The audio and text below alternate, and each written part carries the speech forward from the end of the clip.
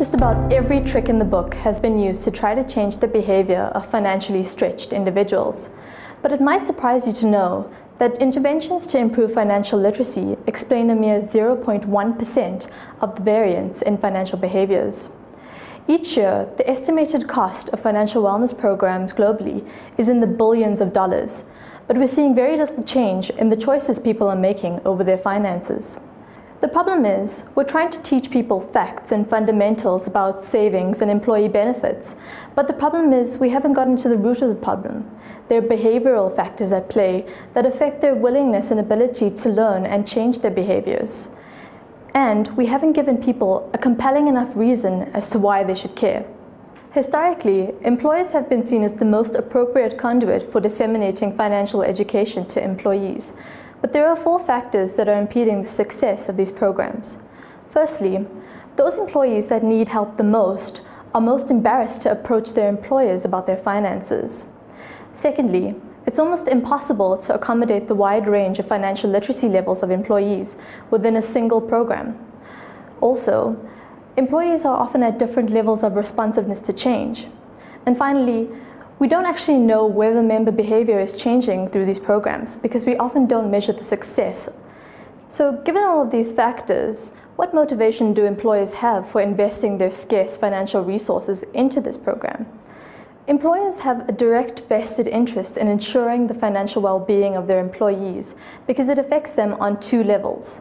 Firstly, if we can show employees how their benefits package meets each of their individual needs, they begin to value those benefits.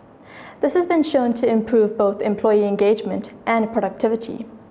And secondly, financially stressed employees who are utilizing company time to work through their personal issues have a direct, significant economic impact on employers.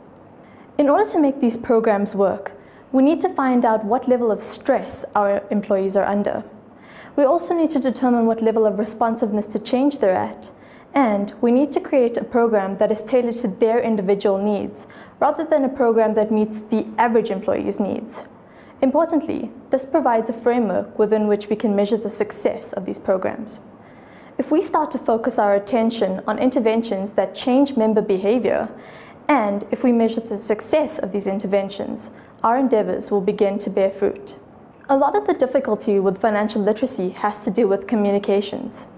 Regulators often supply us with a list of requirements, and very often we just follow a tick box approach, ignoring essential information like what kind of messages will change member behavior and decision making. Marshall McLuhan famously declared that the medium is the message, and nowhere is this truer than in employee benefits communiques. How we present ideas visually can lead to suboptimal decision making. Consider, for example, an employee's projection statements. Often, projection statements will show a member's fund credit right at the top of the page, and this is the first thing they see. For many members, this is the most amount of money they've ever seen next to their names, and for those who are indebted, the temptation to withdraw that money from the fund might be too great to resist.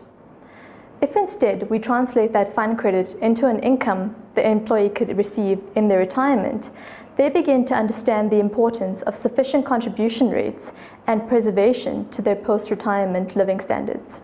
So the challenge remains, how do we balance the two, ticking the compliance boxes and ensuring that members are adequately informed? If we focus only on presenting the facts, we ignore the issue of whether communication to members provides a basis for meaningful decision-making by those members. Clear communication is essential, even if it is difficult to implement. So, what we need to do is not only change the content of our communication, but we also need to change how we communicate with members.